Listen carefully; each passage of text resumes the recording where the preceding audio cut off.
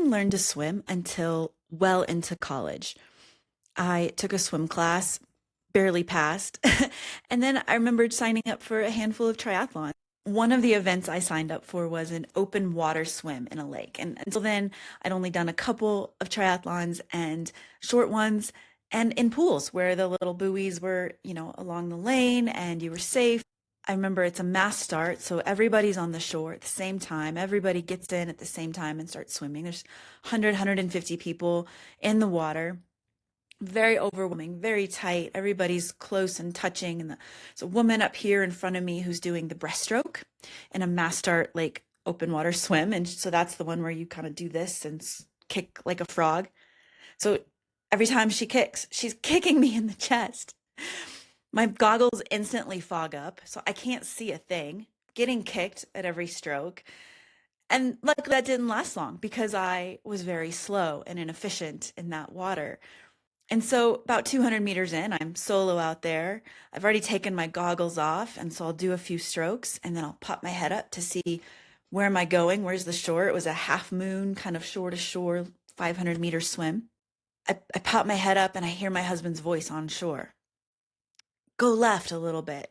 Because I put my head down, I try to veer left a little bit. I pop my head back up for breath and reorient. I see him on shore. I keep kind of aiming myself towards him, towards that finish. I made it. I finished it. But I came out of that water, getting ready for the next portion, which was the bike ride, waterlogged, beat up, disoriented, exhausted. And I can't help every time I read this verse in James 1, 5 through 6. James is saying, if you need wisdom, ask God. He's generous. He'll give it to you. He will not rebuke you for asking. But there's this but that will leave you feeling like you just did an open water swim when you had no business being there with somebody kicking you the whole time. He says, but when you ask him, be sure that your faith is in God alone. Don't waver, for a person with divided loyalty is as unsettled as a wave of the sea that is blown and tossed by the wind. We won't be rebuked for asking questions, not hard questions, not big questions. But we see here that doubt will leave us more frustrated and exhausted than when we started. And what's the difference? I don't think God is even afraid of our doubt or our questions or our fears.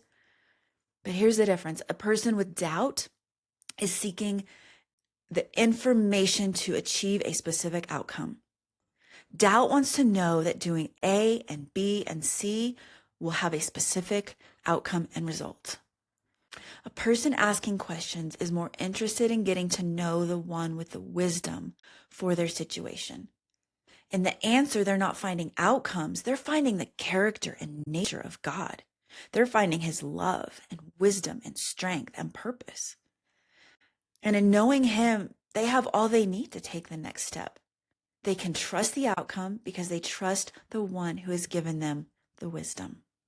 So doubt's going to beat you up, but questions will connect you. How are you approaching God today with all the big things of life? Is there doubt? Is there fear? Are you just so desiring him to give you a step-by-step plan for a specific outcome? Or are you seeking him in your situation and going, I don't know how this will end, but I trust that you are good. And in the answers and in the revelations that you give me in this moment, I trust that I can take another step and it will good. Keep growing, keep healing.